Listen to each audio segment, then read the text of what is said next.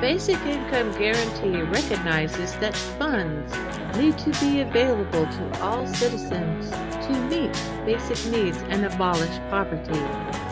It is a minimum sum paid to all citizens unconditionally. An adequate basic income will provide stability and security for all citizens in uncertain times. Welcome to the podcast, Basic Income New Mexico, discussing the idea of a basic income initiative in New Mexico.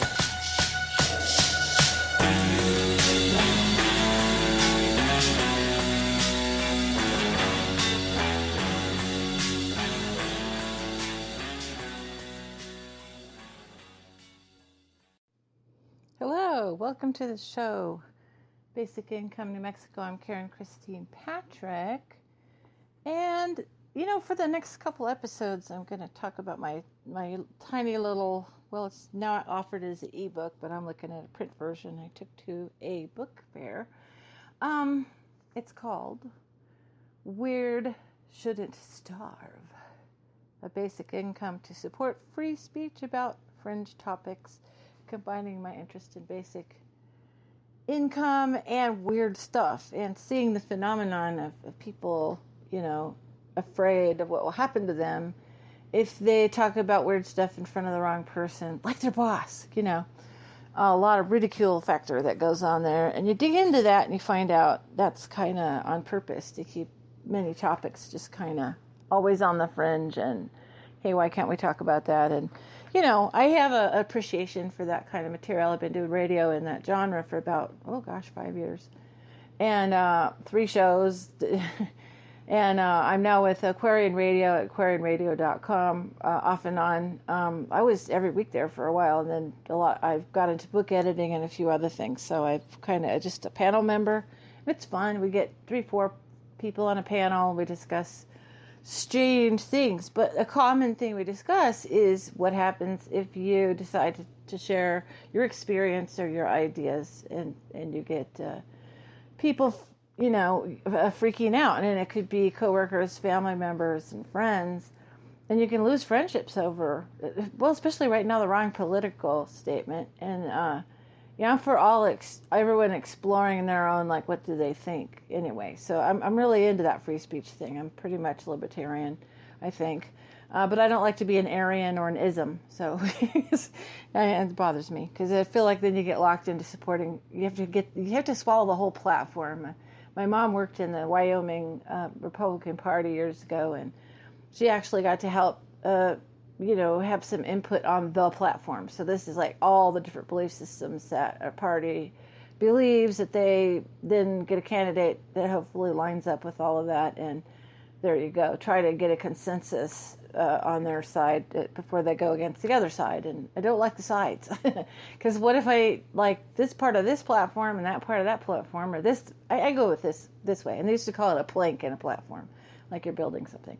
I just think it's ideas, And what we should do is not be locked into any group of ideas. Just have a setup to where, life and death isn't involved in who you vote for. I mean, oh my God, really? Take some of the responsibility and energy out of offices that we have to give a crap about lying politicians, or just putting the shine on politicians. You might like your guy or gal politician, but you don't know what the trap door on that situation is. And it's a situation where we had some ideals in America about free speech, Bill of Rights, and that shouldn't really be up for, on the whims of what people are thinking or feeling or what's in the news. So, how do we do that? And so much of the intensity of trying to make a good decision about governance is involved with the precariousness. So, that's what I'm going to talk about. The precariousness of people's financial situation. So you have a situation where the government can make a decision about, let's say, healthcare, and there's fallout. There's people that really isn't a good decision for them, and they can end up homeless from financial situations, or dead, because they can't get access to something that they need. I mean, we need to start making things more, less precarious, more certain, more supportive. Because then if that person gets to the crisis point, and believe me, I know this because I took, 20 years, I took care of my daughter who had multiple disabilities. And some little small thing would start on a Friday, and by the weekend, when there's no doctors, everyone's on the weekend, they're off for the weekend, balloon into this big, scary thing. And probably the last big crisis I went through with her was over the holiday weekend. She developed a problem that only this one person could solve, and they weren't even available by phone. I think they were camping or something, or just off the grid. And there you go. So see, we need this precariousness that we feel when our job is iffy all the time, or we are trying to transition to a better career, or we're taking care of a loved one. Got a call from my mom today, is going through some health challenges, and she's in Washington State, and I'm in New Mexico, and I was actually there in March, same set of issues, and now it's up-leveled to a different set of issues, and I don't know if I can get out there or not. So, this sense of precariousness, there's a gentleman by the name of Guy Standing, and he created a word, probably kind of European-based, he calls it the Precariat. So this is the people experiencing precariousness, is the Precariat. And there's more and more and more of them due to all kinds of forces. Being a technology person, I pay attention to technological unemployment, where a few tasks or the entirety of the tasks required for a job to get a salary to live and eat are rapidly being robotized in some way. So when I use the word robotized, I don't mean literally a robot's doing it. I mean it's a combination of appification, so there's an app for that, or that's taken over a lot of jobs. I used to have customer service on the phone. Now you can, for a phone company, or my grandma famously had a big stack of catalogs, and she'd order us the weirdest stuff for Christmas, but she didn't have to go on her computer. She just called up whoever it was, and they nicely and kindly, that nice young man or woman, relieved my grandma of some money, some of her retirement money, so we could get weird stuff for Christmas. It was great. Never knew what we were going to get. But I mean, that job now is, going the way of you pick it yourself on the phone, you use your credit card, you pay for it, and which is on record with the app, and then boom, it's shipped to you. So I mean, that's a whole slew of jobs we don't have anymore. So appification, robotization. In some cases, robots are more, not so much like you got a robot in the home to do stuff, but robot baristas, robot bartenders, used to be good jobs, right, with tips, right?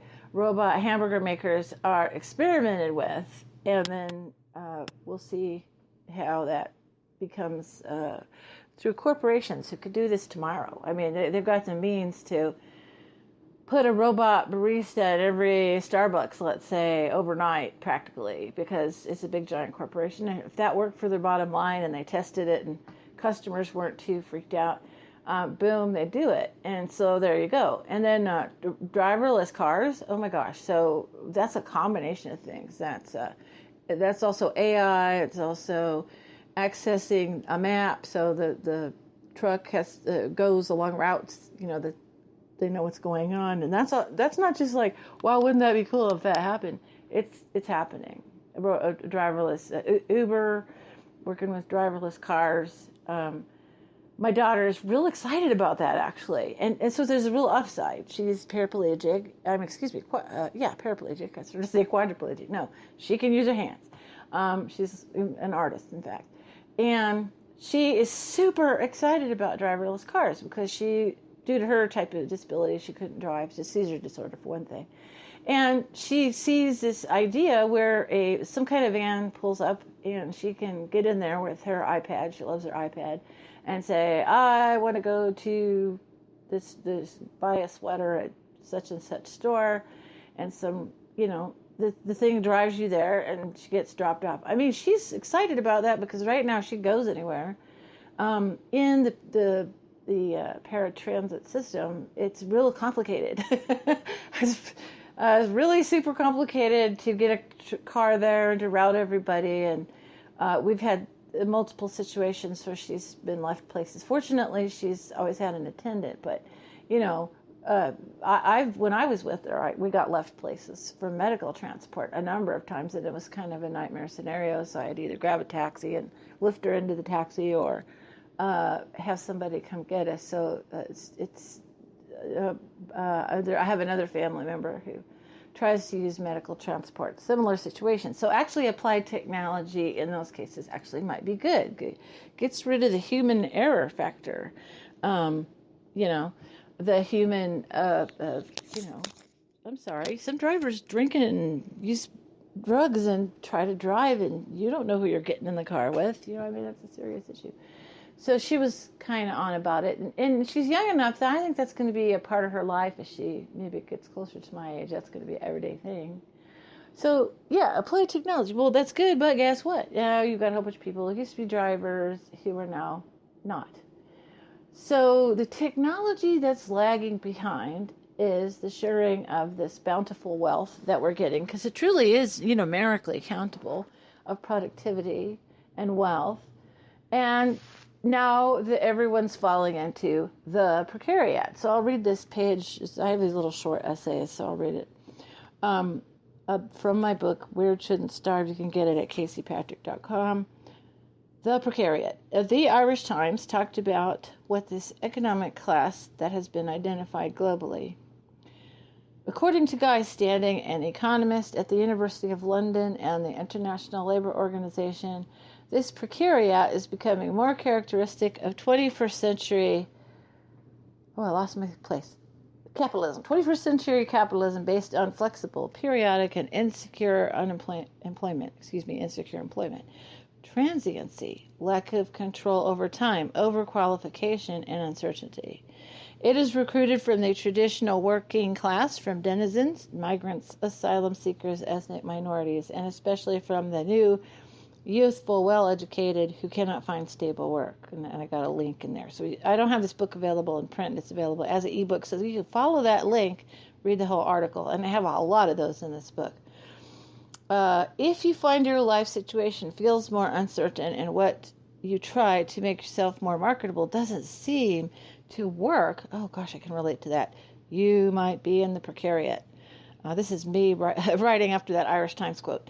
And that's true. That's my observation. That's my experience. With rampant wealth, inequality, and technological unemployment, more and more people are likely to fall into this class of people. A basic income is the most direct way of removing the precarious existence of millions of people from social life.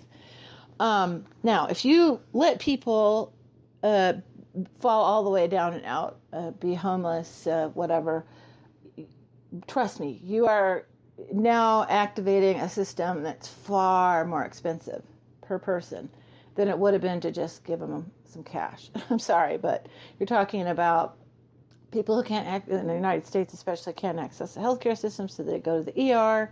You have the homeless sheltering system, which is bloated, in my opinion, with the overlay of, it's a jobs program for, nonprofit people and people in the benefits system. I mean, you're paying people who don't need it to help people who do need it.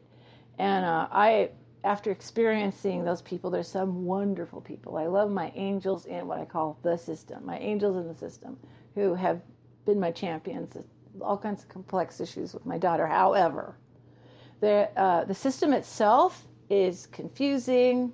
It's, contradicts itself. You get told by some people are really incompetent, and they'll just tell you something to get you off the phone and go to the next phone call. And I've been in customer service, and there's pressure to do that. And they just flat lie to you because they either don't know or they're just trying to push the call along or push you along. And, calling and calling and calling like a labyrinth. I call it the labyrinth of despair. It's a maze, and you're going through it, and You're talking about people who don't, just to get to the office to talk to the person is an ordeal, just to be, clean yourself up for a training and jobs program is they don't have the means to do it. And so you're dealing with a system that's broken, it's not working. People in it are frustrated. People who administrate it are frustrated. People who are looking on, the rest of us, stepping over somebody in the street and going, why the heck does this person not got help? If you think of it at all, sadly, you could get used to it, and that's sad. There you go, the system, right?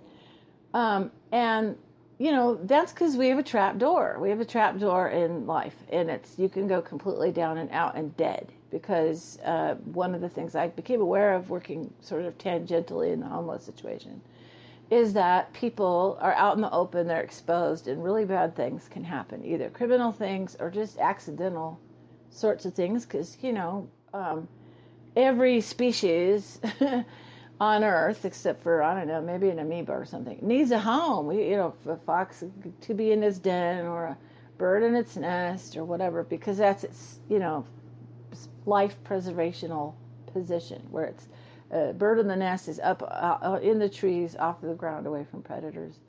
So there's the elements in predators, and you have people who need socialization, they need health care, we have a lot of needs, we're complex, and just they need to be housed.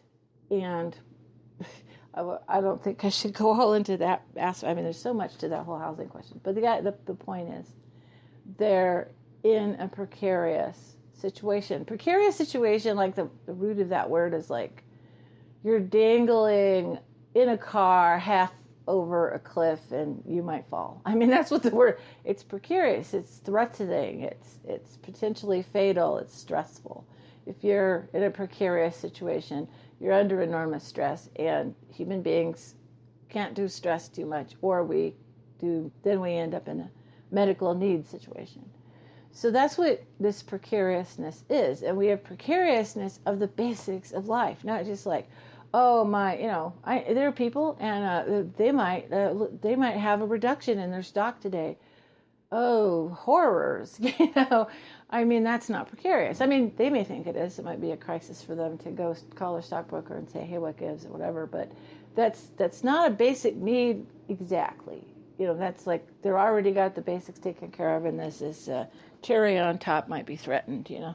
No, I'm talking about your life. The basic, getting access to water. That was one of the homeless things I worked on. I worked on preserving an artesian well in Olympia, Washington. Oh wow, yeah, I changed locations just now. I got an app, the Spreaker app on my Android phone, and I've got a super busy time right now, so I thought if I don't take it with me and, use the technology, I probably won't do any podcasting at all, and I love it, so I'm enjoying it. So anyway, I was talking about the artesian well. I may have to do a whole show just on what I learned working on this artesian well project. What it was a pipe sticking up out of the ground, 90 feet down from where it was stuck in the ground, was an amazing source of artesian water, which had filtered through the aquifer for 50 years. I mean, it came out, it's better than anything you could get in a bottle, and it was exposed when a downtown train station was wiped out in a train accident, 50 some odd years ago, maybe longer, might be like 60 or 70, I don't remember. But that was in Olympia, Washington. I live in New Mexico now, and we have the aquifer system here. So it was a very interesting project because I learned about how we get water. So when you're talking about the Precariat, there's these basics of life: water, food, shelter, clothing, medical care, education. You kind of build a Maslow's hierarchy of needs situation. And what I learned was the precariousness of water systems, water supply. And you're talking about something, if you don't have it, you're dead in a couple of days. I mean, taking care of my daughter who had a neurogenic, system. She had nerve damage in the lower half of her body. So there was this procedures to help her stay hydrated and everything, and it was complicated. And I learned how if your plumbing doesn't work, you're in huge trouble pretty quick. So, we have literally people that don't have good access to water, or now we got water systems that are broken, contaminated, expensive, all this stuff going on. So water, food, shelter, these are considered not a human right in the United States. They're considered a privilege. You got to go through some hoops to earn the right to have access. And I just find that completely horrifying. And in learning about the history of water systems, it's a darn good thing that our ancestors didn't think that way. They had come from precarious access to water and used complex technology of their day to make sure water was available to their towns and their homes. And it was, you paid a water bill, but it was nominal. And you turned on the tap and used as much water as you want. With the changes in the environment and water systems, well, that's a whole different thing, right? It's precariousness of water, for Pete's sakes.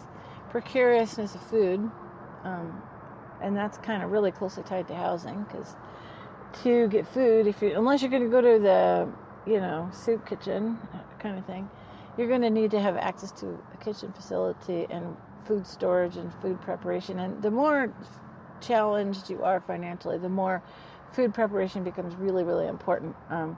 Not ashamed to say I live in a lower income lifestyle household. I'm with my partner and his daughter, and we all have health challenges, so we get by pulling our resources and being super frugal. I used to say I pinch my pennies until Lincoln screams. He's on the penny and he's going, because I really paid attention to my grandmother who went through the Depression, about how they lived, and she was always super frugal, and I learned that from her. So I almost never, seldom, unless it's socks and underwear, buy clothing straight from the store. Almost never. Consider that a luxury. I go to the thrift shops. I go to the clothing bank. I haven't done that in a while, so I can sew, so I can alter things to fit right. Or in the case of living in New Mexico and before that Texas, it's to take all the sleeves off my blouses, so I've got nice cool. I feel nice and cool because it's warm here. So my partner Brett, he is a phenomenal cook, chef. He was a chef at one point in his life, and he's does everything from all the food preparation. He makes sure we have a garden. We're struggling a little bit. We're in a new place, so we're trying to deal with our what can we grow here that the javelinus pigs won't eat, or the deer. And then we have he does when we could in Texas, we did a lot of going out and foraging. Actually, we were in a lush kind of area, a lot of natural resources, so we foraged for greens.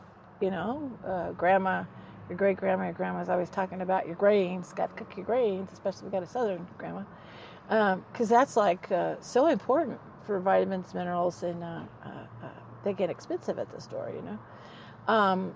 For berries, they used to have this wonderful stuff where we lived in Texas called elephant garlic. It's a big giant garlic plant, and it's really tasty. Onions, whatever, and just around our yard, and some of the vacant lots and things. There's an old vacant school that had a lot of blackberries. It was amazing. We love picking those. So, and not everyone can do that. There's a lot of people in what they call food deserts. it's just basically pavement everywhere and stores that are hard to get to. You know, you have to by bus or something like that. They don't have access to transportation. Hey, I didn't put that on the basic needs list. It should be. So a basic income, and that's what this podcast is about. A basic income is saying we have a monetized system that we have to get what we need through money. Yeah, we're doing a little foraging and all, but that's not a baseline of what we eat. I mean, we go to the store like everybody else, but we just augment, and we're able to. Not everyone has that access. So it's just to get their basic needs. Can we just make that a given? We can, actually.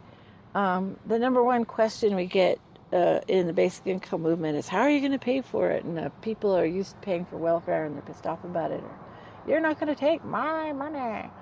Okay, so you can't drive on my road, because that's a public, it's a public asset.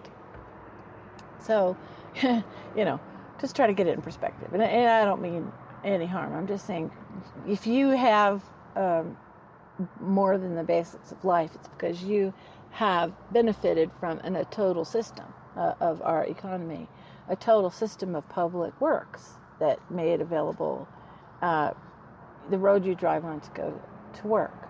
You've been benefiting for money that went into research and development for maybe a technology, like that you're selling or that you use to get what you need. So we need to recognize this interdependence, and we also need to recognize it's been kind of a fly in the ointment, snake in the grass. I don't know what you call it, but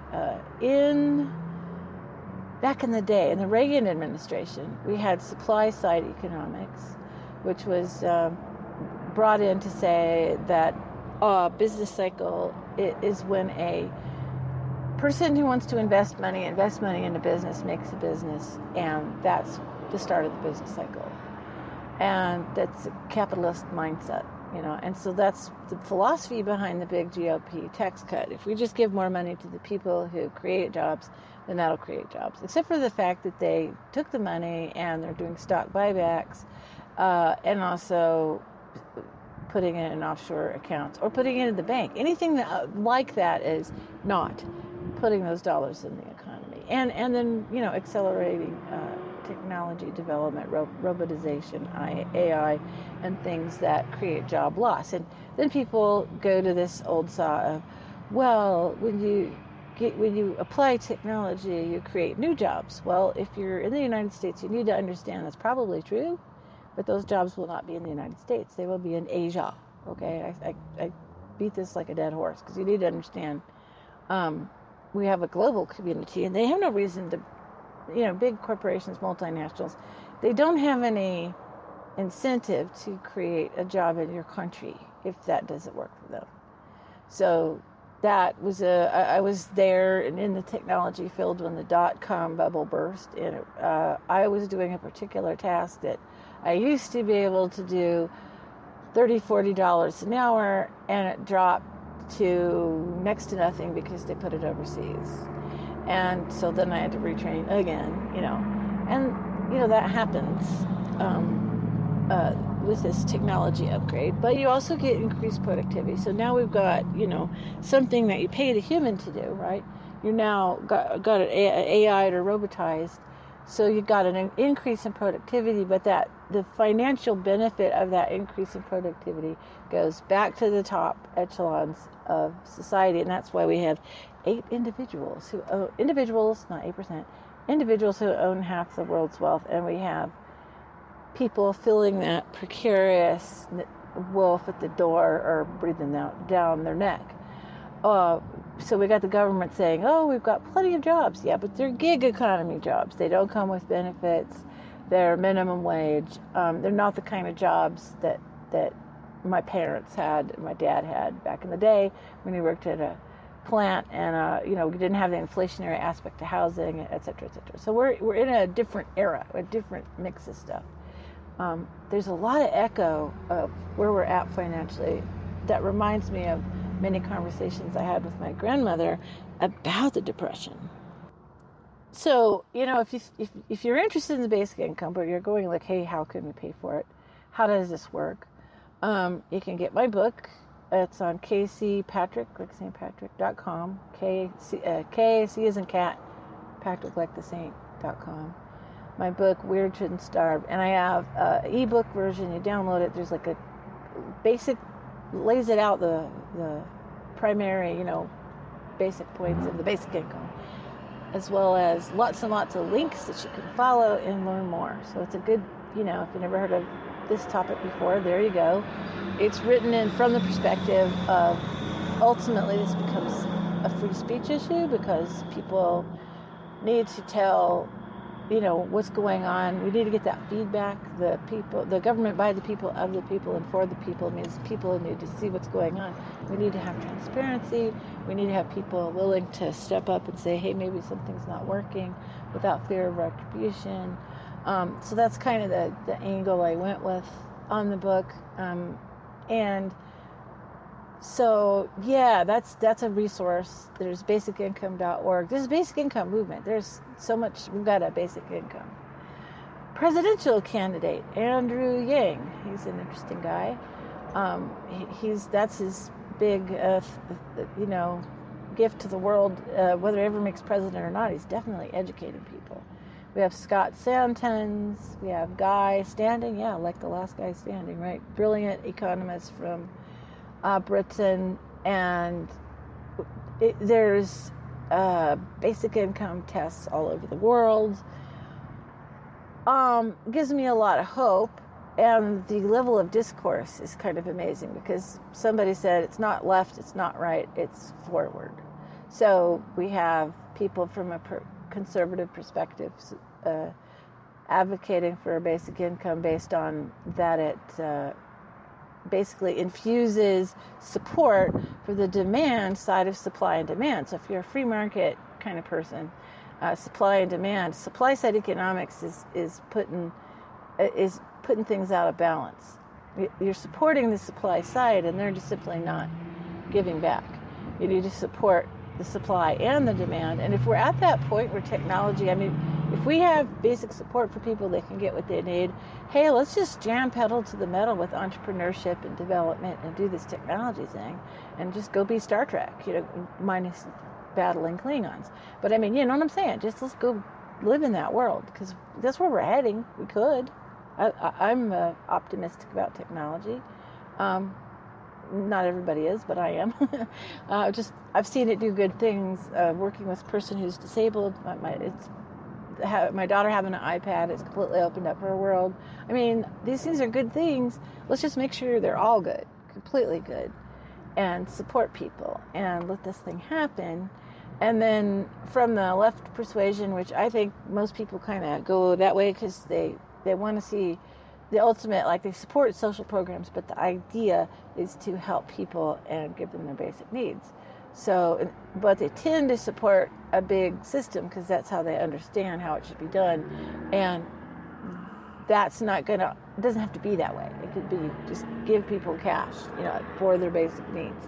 Then whoever was working in those big support systems, which becomes a situation where you have for every dollar, whether it's a benefits program or whether it's nonprofit, for every dollar that you donate or goes into that system, you're getting only a percentage of that dollar for the intended client population.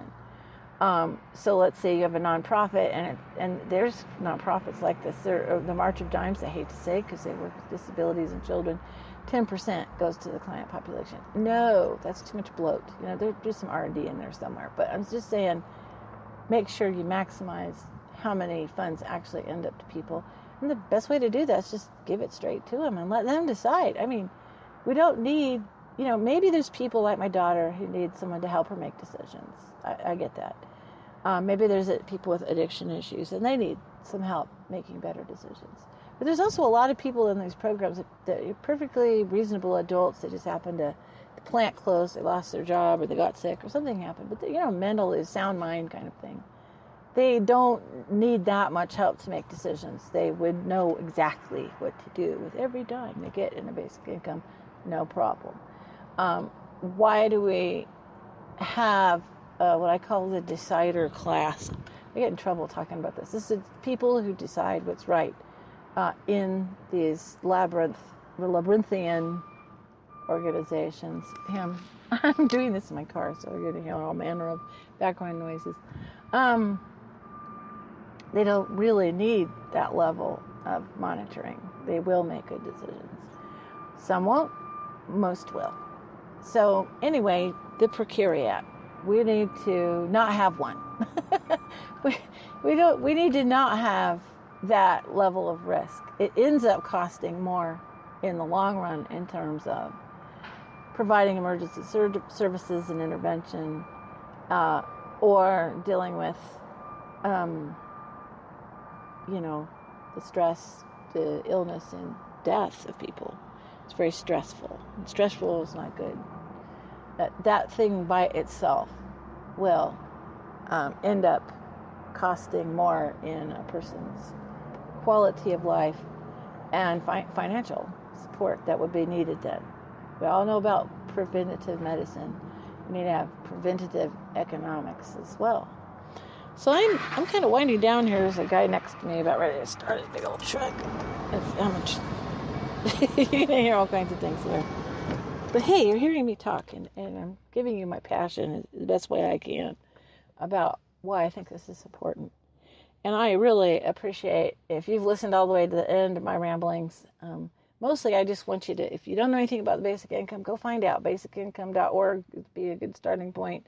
My book would be a good starting point. And it's a movement. It's on. It's good. It's great discussions about people, how they really live and what's really going on, without, statistics. There's a book, How to Lie with Statistics. Yeah, that's like pretty much most of upper level economics, right? So thank you for listening.